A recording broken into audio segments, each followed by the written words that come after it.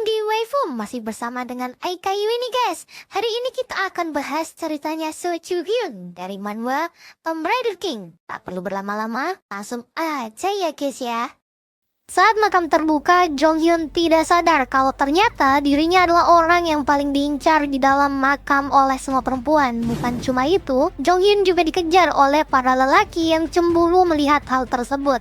Dalam pelariannya, Jong Hyun terus berpikir relik apa yang ada di makam tersebut. Dia cuma bisa memikirkan satu cerita, yaitu Ilo dan Nun, sebuah cerita vulgar yang ada di Korea yang juga cocok dengan makam dosa nafsu.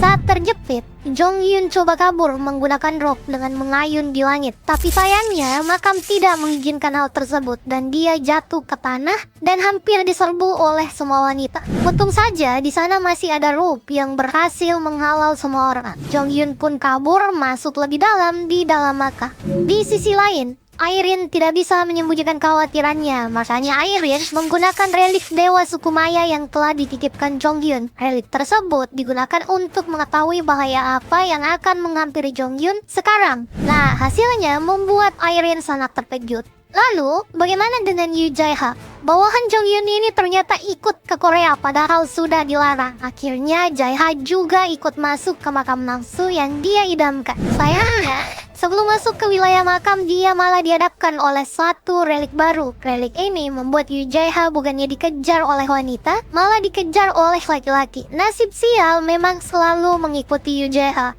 Nah, kembali ke Jong Hyun, pria ini sudah masuk jauh lebih dalam. Dirinya menemukan sebuah rumah di tengah kawasan makam. Siapa sangka di sana ada Lee Soo-ah yang sudah siap membuat perhitungan pada Jong Hyun. Tapi ada satu hal aneh karena Soo-ah malah tertarik pada Jong Hyun. Untung saja, sebelum Jong Hyun diapa-apakan, relik midas relik Irene ternyata aktif dari jarak jauh. Soo-ah yang lengah kemudian disergap dan ternyata dia terpengaruh oleh sebuah relik tingkat B. Relik ini dengan mudah dihancurkan oleh Muramasa. Nah, sekarang Jong Hyun telah diuntungkan dan menyuruh relik tersebut memperlihatkan di mana relik makam yang sesungguhnya. Saat melakukan interogasi, Jong Hyun malah dikejutkan dengan kehadiran Jae-ha yang masih dikejar oleh relik Psylocke. Nah, saat relik ini masuk, Jong Hyun yang tidak sabaran langsung menyerah. Hal ini juga memutus pengaruh pada semua pria yang mengejar Yoo Jae-ha. Nah, keduanya pun sekarang harus memberikan penjelasan pada Jong Hyun karena sekarang relik Psylocke dan Nun ada di hadapannya. Jadi, dia makin bingung siapa yang memiliki makam tersebut. Sayangnya, sebelum mendapat penjelasan, Soo-ah menangkap kedua relik tersebut dan menyerang Jong Hyun menggunakan sebuah relik perak.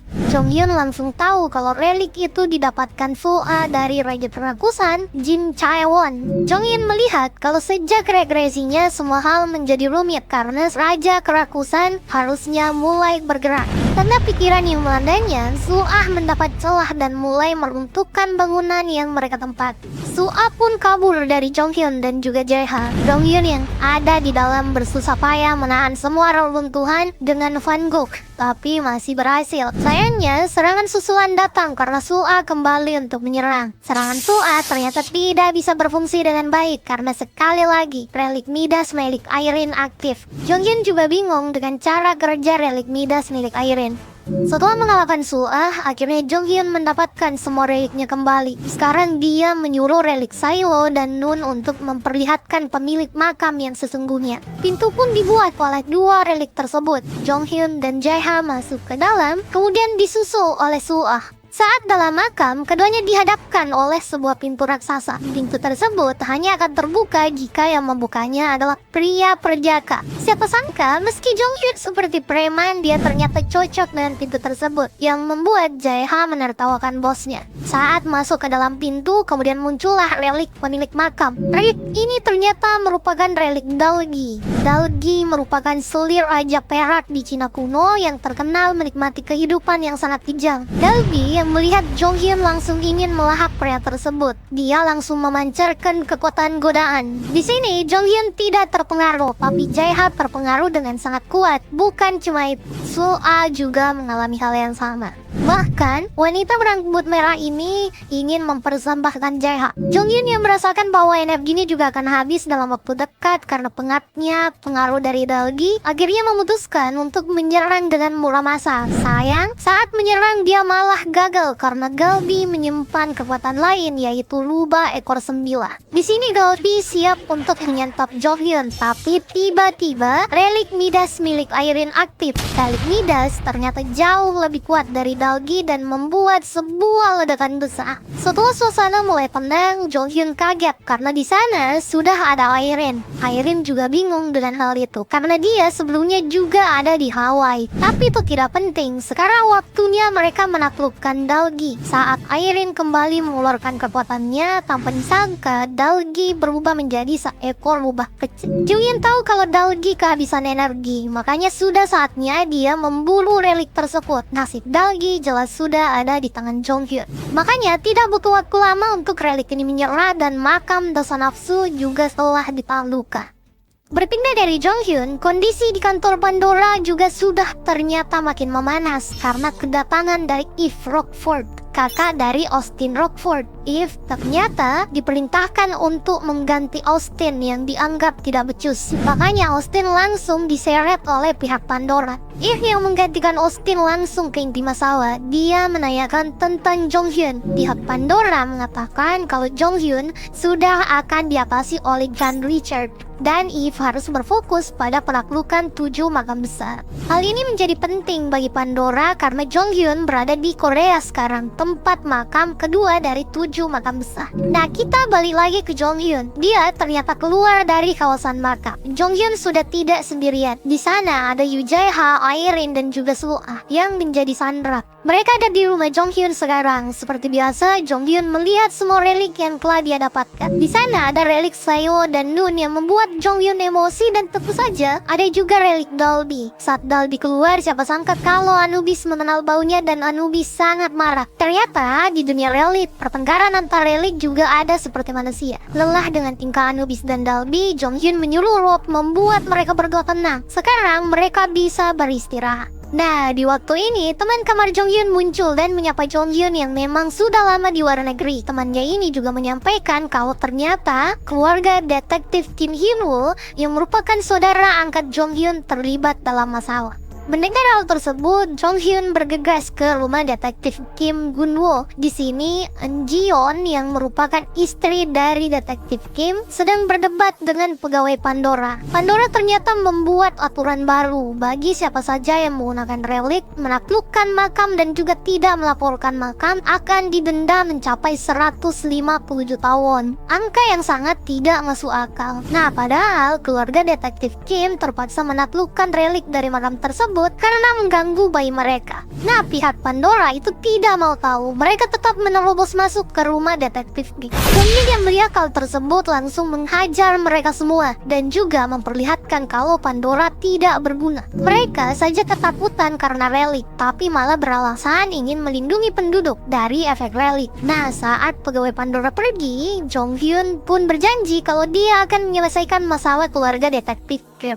Setelah itu, Jonghyun menelpon Edward dan menanyakan tentang aturan baru dari Pandora. Dalam ingatan Jonghyun, aturan ini harusnya baru muncul 10 tahun mendatang. Jonghyun pun memerintahkan Edward untuk mencari tahu siapa sponsor utama dari aturan yang tidak jelas tersebut. Untuk menjalankan aksinya melawan Pandora, Jonghyun menghubungi George Holden. Dia meminta George untuk masuk dalam Pandora. George tentu saja tidak mau karena dia masih membenci relik. Apalagi kondisi sekarang Pandora tidak membutuhkan orang karena kursi senator mereka sudah penuh. Jonghyun pun mengatakan kursi tersebut akan kosong dalam sekejap dan dia langsung menutup telepon. Nah, setelah berjalan keluar, Jonghyun kembali ke rumahnya. Di sana teman Jonghyun sudah diserang oleh Soo-ah yang melarikan diri. Hal ini memang gawat, tapi mereka punya rencana besar melawan Pandora. Jadi Soo-ah bisa dikesampingkan. Nah, Jonghyun menginginkan Jae-ha untuk memulihkan Nero. Nero sebenarnya tidak rusak, tapi dia mengalami depresi, makanya tidak bisa digunakan. Jonghyun memaksa Jae-ha untuk bisa memulihkan Nero karena Nero akan menjadi aset utama untuk melawan Pandora. Strategi besar Jonghyun melibatkan dua relik. Nero akan digunakan untuk memerangkap senator jahat dari Pandora. Kemudian dia akan menyerang menggunakan relik Midas milik Irene. Sebenarnya Jonghyun tidak senang harus menggunakan kekuatan Irene karena resikonya yang tidak bisa ditebak. Tapi Jonghyun tidak punya cara lain untuk kali ini. Keesokan harinya, rencana pun dimulai. Kantor cabang Pandora di Korea langsung heboh karena semua orang di sana mengalami kerugian akut. Hal ini sudah bisa ditebak kalau Jonghyun dan Irene sudah mulai melakukan serangan. Serangan Relic Midas hanyalah awal karena dalam waktu singkat Nero sudah membuat istana emas. Istana emas milik Nero tidak cuma menghisap orang Pandora dari Korea, melainkan juga mendatangkan pihak Pandora dari region lain. Di sana bahkan ada Jan Richard yang juga ikutan muncul. Saat semua sadar kalau ina ulah dari Jonghyun, semuanya menjadi emosi. Tapi mereka tidak bisa berbuat apa-apa. Nah, Jonghyun menambah masalah bagi mereka yang terjebak. Jonghyun memerintahkan Nero untuk membuat sebuah labirin sebagai mahakaryanya. Nero yang terobsesi menjadi seniman langsung melakukan hal tersebut. Bukan cuma labirin, kekuatan Irene yang juga digunakan untuk menambah masalah dalam labirin tersebut membuat orang-orang makin tegang. Di dalam ketegangan ini, Jonghyun mendapat tawaran fantastis. Mereka yang terjebak tidak segan-segan untuk memberikan Jonghyun uang, properti, dan juga relik tingkat atas. Jonghyun tentu saja senang, tapi dia menginginkan hal lain, yaitu informasi rahasia. Di sini, orang-orang menceritakan kasus penipuan yang dilakukan Jan Richard. Jan Richard juga tidak mau kalah karena dia sampai-sampai menyebut nama CEO dari TKBM. Semua pokoknya bisa dikacau karena orang-orang rela berkelahi di sana. Jonghyun merekam semua perkataan Senator Pandora. Hal ini tentu saja untuk disebarkan agar Pandora tidak lagi percaya satu sama lain.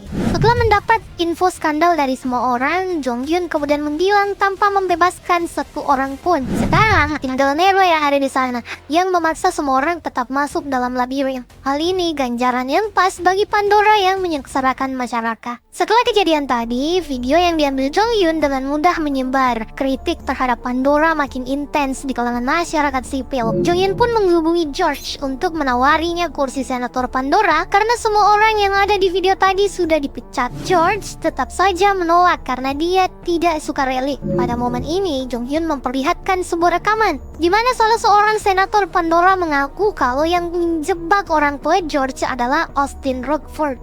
George langsung geram, tapi Jonghyun mengatakan kalau mereka tidak boleh gegabah. Untuk sekarang, George hanya harus duduk sebagai salah satu senator dari Pandora. Beberapa saat setelahnya, Jonghyun tiba di rumahnya. Di sana sudah ada Yoo Jae-ha yang kesulitan untuk menahan Irene karena resiko dari reliknya. Jonghyun dalam sekejap disergap oleh Irene yang membuat Jae-ha tidak habis pikir dengan apa yang dilihatnya. Saat Irene tenang, Jae-ha dan Jonghyun keluar dari rumah.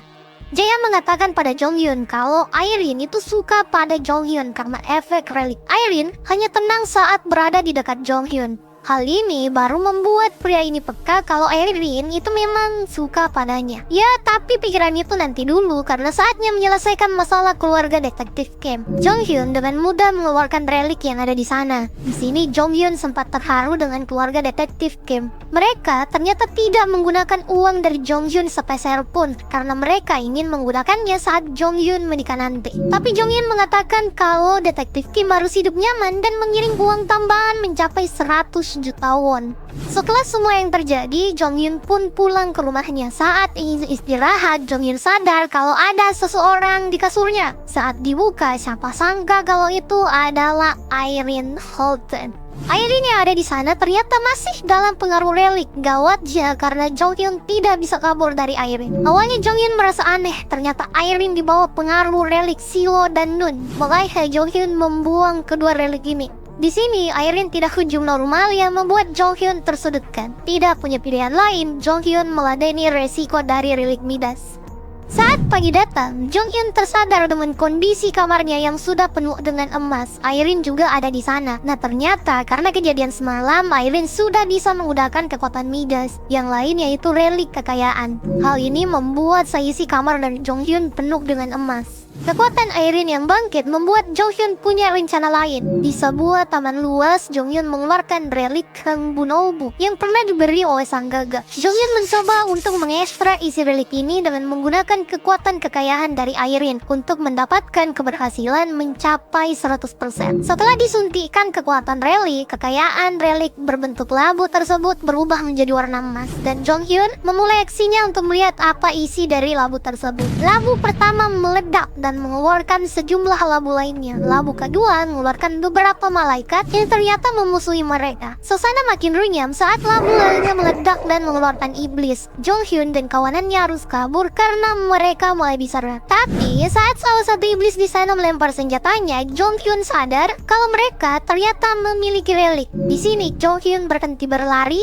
dan menyerang balik menggunakan Muramata. Jonghyun kemudian punya ide cemerlang untuk memanen relik. Dia memecahkan semua labu kemudian menggunakan kekuatan kebangkrutan dari Airin untuk menyerang. Dalam waktu sekejap, ada tumpukan relik yang sudah mereka dapatkan.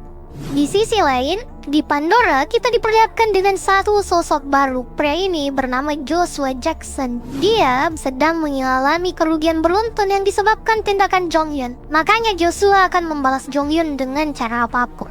Joshua Jackson adalah salah satu orang penting di dunia sekarang. Dia dijuluki sebagai Raja Takdir karena dirinya memegang relik Nostradamus. Relik ini memiliki kemampuan ramalan masa depan yang paling akurat.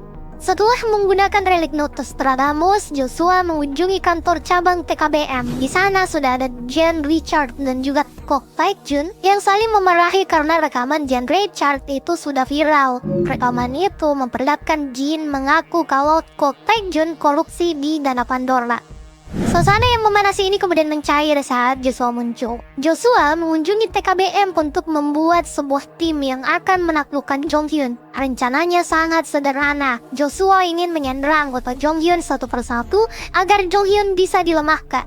Nah, Kok Taekjun bingung karena cara ini tidak seperti Joshua yang seharusnya bisa langsung menargetkan Jonghyun. Joshua kemudian mengaku dia juga ingin melakukan hal itu. Namun, tiap kali dia mencoba membaca hal tentang Jonghyun, dirinya malah tidak bisa mendapatkan apapun. Makanya Joshua hanya bisa menargetkan anak buah Jonghyun sekarang. Di sisi Jonghyun, mereka sudah selesai dengan memanen relik yang mereka dapatkan. Saat di rumah Jonghyun, mereka sudah mulai menyortir relik yang didapatkan. Ada beberapa relik yang menarik bagi Jonghyun, contohnya relik pertahanan karena mereka tidak memiliki relik jenis tersebut selama ini, yang membuat mereka hanya bisa kabur. Selain relik pertahanan, ada juga relik lainnya yang menarik perhatian Jonghyun, yaitu air mata gagak Odin, Munin. Dalam ceritanya, Munin merupakan salah satu dari gagak Odin yang memiliki arti ingatan. Jadi mungkin saja kalau relik ini akan berguna di masa depan.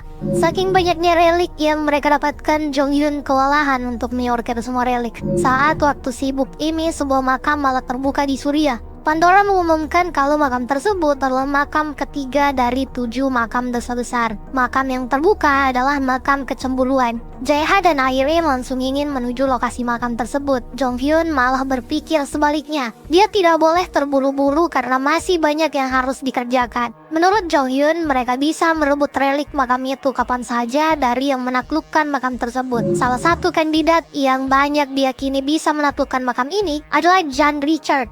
Hal ini disebabkan kekuatan penggali makamnya bisa mendominasi tim penggali makam yang lain. Hal ini sebenarnya mengejutkan bagi Jonghyun. Setelah semua yang terjadi, semua orang kembali ke rutinitasnya. Jaeha menjadi yang paling sibuk karena ada banyak relik yang harus direstorasi. Tiba-tiba sebuah gempa muncul dan membuat semua orang panik. Di sini Jonghyun menerima notifikasi kalau sebuah penculikan terjadi. Siapa sangka yang diculik malah Yoo Jae-ha. Yoo Jae-ha ternyata berada di sebuah tempat asing. Beberapa relik utama Jonghyun juga ada di sana. Bahkan Rob juga ikut diculik. Saat melihat handphonenya tidak berfungsi, Jae-ha baru sadar kalau dia ada di dalam makam relik. Saat maju lebih jauh, Yoo Jae-ha dan Rob masuk ke sebuah bangunan. Sebuah relik kemudian mengamuk dan memecahkan alat musuhnya yang membuat Jae-ha panik. Untung saja di sana ada Rob untuk menyelamatkan Yoo Jae-ha. Jae-ha yang tidak pernah bertarung jelas kewalahan di dalam makam. Rob menjadi satu-satunya harapan bagi dia untuk bertahan sambil mencari cara untuk menghubungi Jonghyun. Hal itu tentu tidak mudah karena Jae-ha juga terus diburu oleh relik pemusik tadi. Di posisi Jonghyun, dia sedang berpikir kemana Yoo Jae-ha diculik beserta relik yang paling sering dia gunakan. Jonghyun pun menggunakan relik peta yang dia miliki. Sebelum semuanya selesai, Jonghyun kemudian menerima sebuah telepon. Telepon tersebut ternyata berasal dari Jan Richard. Richard mengaku kalau dia yang menculik Jae-ha dan menjebloskannya masuk ke dalam makam kecemburuan yang ada di Surya. Richard katanya baru akan melepaskan Jae-ha dari makam tersebut jika Jonghyun memberikan rahasia penaklukan makam yang yang dia lakukan. Pandora penasaran bagaimana Jonghyun menaklukkan berbagai macam dengan tim kecil. Mendengar pengakuan Jen Richard, Jonghyun malah ketawa. Dia ternyata yakin kalau Richard ternyata tidak bisa menyelesaikan makam tersebut dan hanya omong besar. Jonghyun menolak semua tawaran Richard karena dia tahu Pandora juga tidak bisa menyelesaikan makam kecemburuan. Mendengar hal itu, Jen Richard marah besar. Jonghyun pun menutup telepon. Beberapa saat kemudian, Nero muncul dan memperlihatkan sebuah gulungan kertas. Nero menyangka kalau itu draft novel baru dari Jonghyun. Saat dibaca, Jonghyun terkejut karena pesan tersebut adalah pesan darurat dari UJH yang meminta bantuan.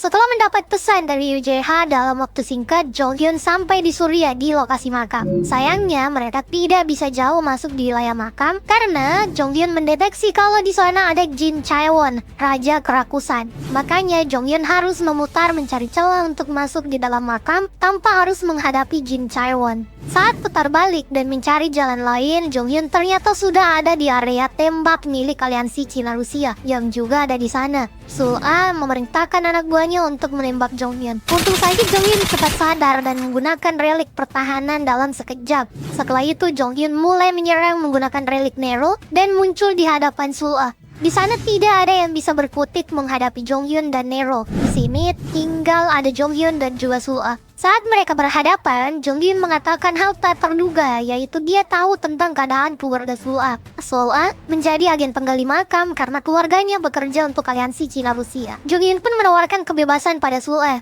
dengan menawarkan sebuah kerjasama, tapi Sul-A menolak hal itu mentah-mentah dan malah siap mengajak Jonghyun untuk bertarung. Jonghyun yang juga siap kaget dengan relik Munin yang tiba-tiba bersinar karena mendapat target yang cocok.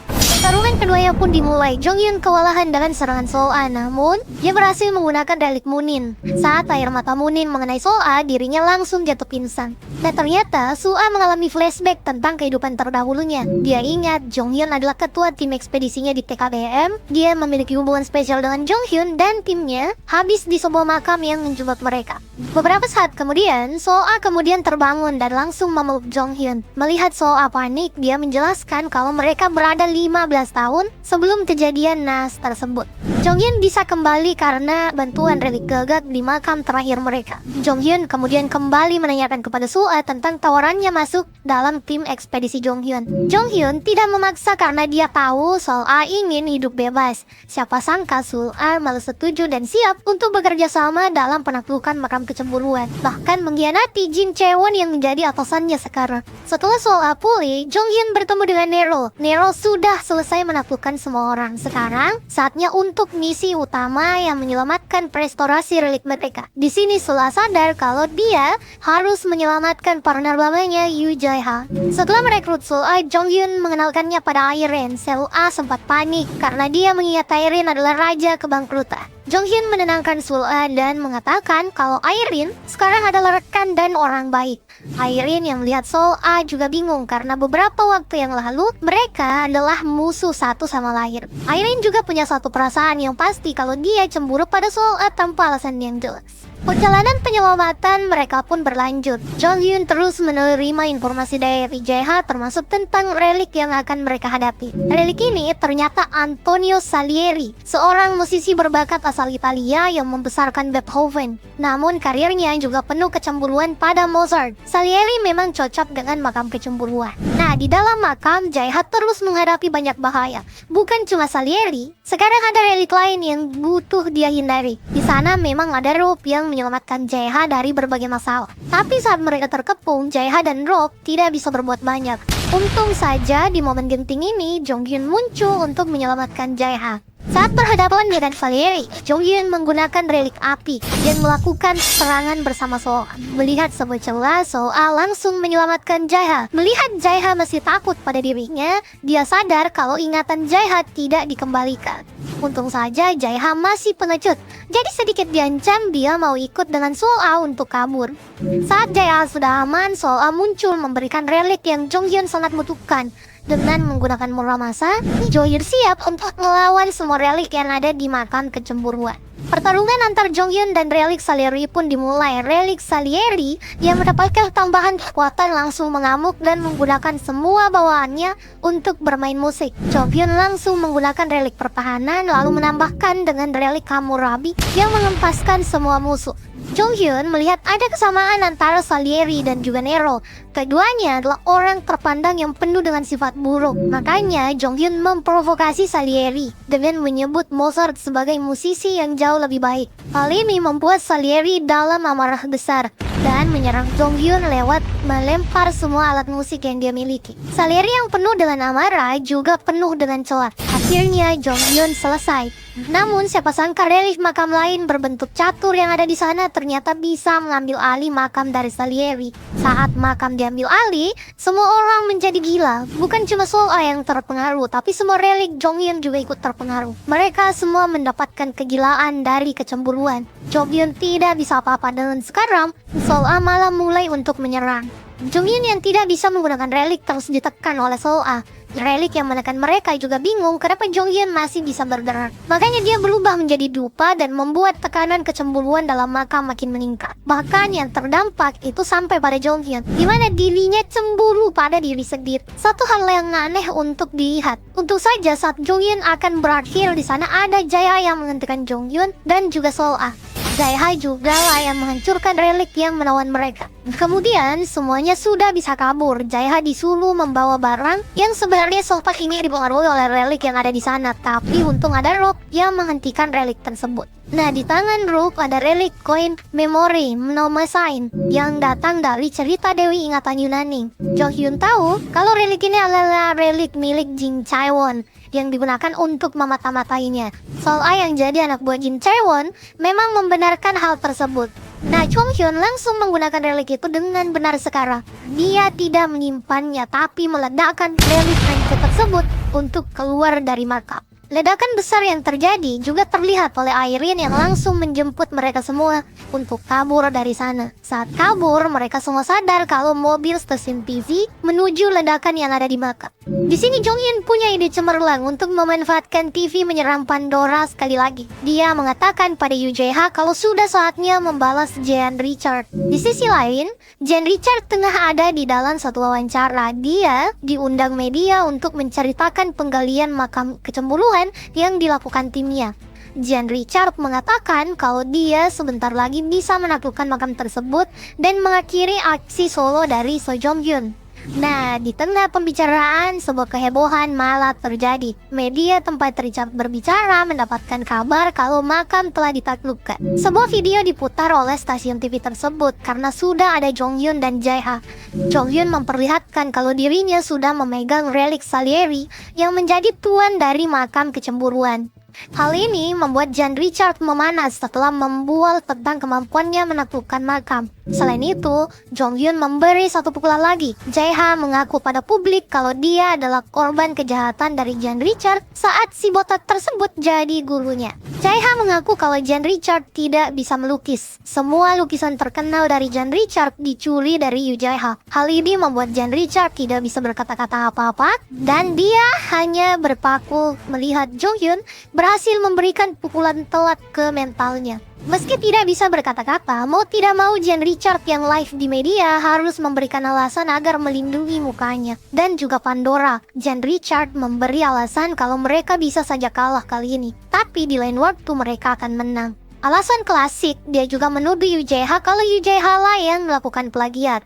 Di sisi kelompok Jonghyun, Yoo Jae-ha dipaksa menggunakan berbagai relik pertahanan. Kali ini karena dirinya akan menjadi yang paling sering diculik. Menyerang bereksplorasi relik dari suatu kelompok memang akan menjadi lumrah di kemudian hari. Belum sempat menyelesaikan pembicaraan mereka, Yoo Jae-ha benar-benar diculik lagi. Untung saja di sana ada Jonghyun yang siap untuk ikut dengan Yoo Jae-ha. Saat sampai di sisi penculik, Di sana ternyata sudah ada Jan Richard yang menunggu mereka dengan senjata api. Untung saja Jong Hyun bisa mengatasinya dengan relik pertahanan. Di sini Yoo Jae-ha untuk pertama kali menggunakan relik serangan, bahkan langsung rank S yaitu Salieri. Makanya Jae-ha merasakan hal tak terduga, dia pingsan kehabisan tenaga. Jong Hyun yang melihat kekacauan tersebut adalah hal menguntungkan, langsung kabur dari lokasi tersebut. Penculikan kedua dari Jan Richard ini menambah masalah untuknya karena sekali lagi dia viral di media. Setelah semua selesai, Jong Hyun dan So-ah melakukan kontrak kerja. Tentu saja Jong Hyun mengatakan kalau kontraknya diikat menggunakan relik. So-ah tetap saja setuju, apalagi ingatannya memang sudah kembali. Beberapa saat setelah itu, Jae-ha juga muncul. So-ah menanyakan pada Jong Hyun kenapa ingatan dari Jae-ha itu tidak dikembalikan. Jong Hyun ternyata tidak mengembalikan ingatan Jae-ha karena kepribadian masa lalu Jae-ha yang dianggap sebagai raja pencuri. Ingatannya yang kembali memang bisa membuat Jae-ha lebih kuat dan lebih ahli menggunakan relik. Namun itu juga akan menggali trauma masa lalu dari Yoo Jae-ha. So-ah ternyata juga sepakat dengan hal tersebut. Dia melihat Jae-ha malah lebih baik sekarang. Di sisi Jan Richard yang frustasi dirinya terus dimaki oleh Kwok Taek-jun, Jan Richard bukan cuma gagal di makam kecemburuan, tapi juga menghancurkan beberapa relik berharga milik Kwok Taek-jun. Jan Richard yang memiliki harga diri tinggi meski tidak tahu diri, kemudian marah dan ingin menghubungi Jin Chaewon, Raja Kerakusan. Nah, kita pindah ke tim penggali Cina. Jin Chaewon mendapatkan laporan dari tim penggalinya saat mereka berbicara. Salah satu timnya mengatakan kalau mereka mendapatkan telepon dari Jan Richard. Saat diangkat, Jin Chaewon menolak mentah-mentah apa yang diinginkan Jan Richard. Jin Chaewon ingin berfokus pada Jong Hyun, pria yang menaklukkan makam iri hati yang seharusnya menjadi miliknya. Jin Chaewon dikenal sebagai Raja Kerakusan bukan tanpa alasan. Dirinya memiliki reputasi bisa mendapatkan semua apa yang dia inginkan. Keesokan harinya, Jong Hyun dan Jae-ha itu menghadiri berbagai macam media untuk mengungkap plagiarisme yang dilakukan oleh Jan Richard. Mereka mengungkap tentang relik yang digunakan oleh si botak. Relik ini adalah masker cermin Conan Doyle, penulis dari karya terkenal Sherlock Holmes. Relik ini memungkinkan Jan Richard berubah menjadi siapapun. Jadi, saat dia melukis dengan gaya Jae-ha, dia hanya perlu berubah menjadi Jae-ha. Makanya, Jan Richard tidak pernah melukis secara langsung karena dia memang tidak bisa melukis. Nah, anehnya, meski sudah berbicara dari berbagai media, tidak ada satupun berita tentang Jan Richard yang muncul di media. Hal sebaliknya malah terjadi. Jan Richard yang terus diangkat ke media melakukan klarifikasi. Bahkan setelah Jong Hyun menggunakan relik pada Jan Richard dengan menggunakan So-ah, berita plagiarisme tentang Jan Richard tidak muncul di publik. Hal ini membuat Jong Hyun frustasi berat. Pada suatu malam, dirinya mendapatkan sebuah email. Orang yang mengirim email tersebut ingin membantu Jong Hyun membongkar plagiarisme yang dilakukan Jan Richard di publik, tapi dengan imbalan yang nantinya akan diminta pada Jong Hyun. Setelah email tersebut muncul, besoknya berita plagiarisme Jan Richard muncul di publik. Jong Hyun sadar kalau hal ini hanya bisa dilakukan satu orang, yaitu Raja Bulan Sabit, Wade Herman. Meski tahu kalau pria ini jahat di kehidupan masa lalunya, bagi Jong Hyun, hal terpenting sekarang adalah mengembalikan reputasi dari Yoo Jae-ha.